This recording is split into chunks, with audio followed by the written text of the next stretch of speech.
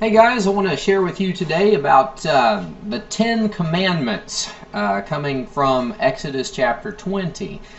And I want to make, first of all, the point that there were 10 commandments. Exodus chapter 34, verse 28 is one of the three places in the Old Testament that shows that there were 10. The 10 words, they call them. And I say this because there are slightly different lists here and there. And so when we go back to Exodus 20, we need to find 10. There should be 10 in there. I think they're fairly clearly seen as you read through there, but some have made different lists. As I show them to you in just a few minutes, some will combine the first and second that have to do with having no other gods before you and not making any graven images. They'll combine those two into one commandment. And then they will split the last commandment into two, that thou shalt not covet thy neighbor's wife, thou shalt not covet thy neighbor's house. And they'll split those into two commandments. But I think the way I'm going to give them to you is the way they're most clearly seen in the text. And you can kind of see for yourself and make that decision for yourself as you read. But also written by the finger of God. God actually wrote these 10 commandments for Moses, and he actually spoke these 10 commandments from heaven. You'll see that as you begin Exodus chapter 20. The people heard the voice of God speaking these commandments. What are the 10 commandments?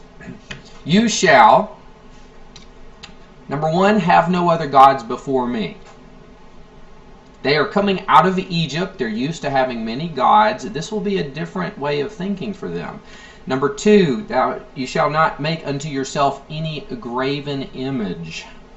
In other words, you shall not fashion an idol for yourself. He's not saying that they will never be able to engrave anything, because he will actually command them to engrave some things for use in the tabernacle and the temple later. But he says, don't make yourself any graven image to worship.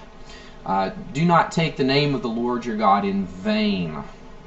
Do not speak his name in a flippant way. Do not make an oath using God's name. God is witness, I will do this thing, and then not carry out that oath. That would be taking his name in vain. Do not wear the name of God. Maybe today we might wear the name of Christian, wear Christ's name, and yet not live appropriately, wearing that name in a worthy manner. That would be taking his name in vain. Number four, remember the Sabbath day to keep it holy. Number five, honor your father and your mother. These two are the only two positive commands. Everything else is negative. You shall not, you shall not, you shall not. But these two are, you do remember the Sabbath day, and you do honor your father and mother. And this one has a promise attached to it. Honor your father and your mother, that you may live long upon the land the Lord your God will give you. And so there's a longevity of life promise associated with this. In Ephesians chapter 6, Paul will say, honor your father and mother, for this is the first commandment with a promise. And so there you see the promise. Number six, you shall not kill. And we understand as we read all of Scripture that means murder. You shall not murder. You shall not commit adultery. You shall not steal. You shall not bear false witness against your neighbor. Don't lie against him and say something that's not true. And you shall not covet. Covetousness is this idea of desiring something from someone else. You want their stuff, and you will take it probably. It might lead to stealing, but this idea of covetousness is just this inordinate desire for someone else's stuff. Definitely not contentment. Break these 10 down into two parts. You see the first four are really directed towards God and your relationship with God, and the last six are directed towards your relationship with man and your neighbor.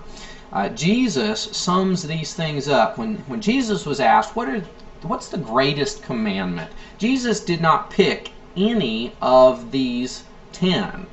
In fact, he picked Deuteronomy 6 and verse 4, which says, "You shall love the Lord your God with all your heart, with all your soul, and with all your strength." And he says there's a second one like unto that one, "You shall love your neighbor as yourself," which comes from Leviticus 19 and verse 18.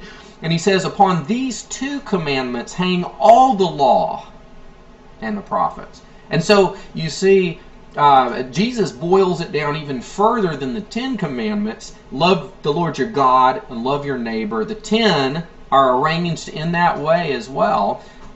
The first 4 are about loving God. The last 6 are about loving your neighbor.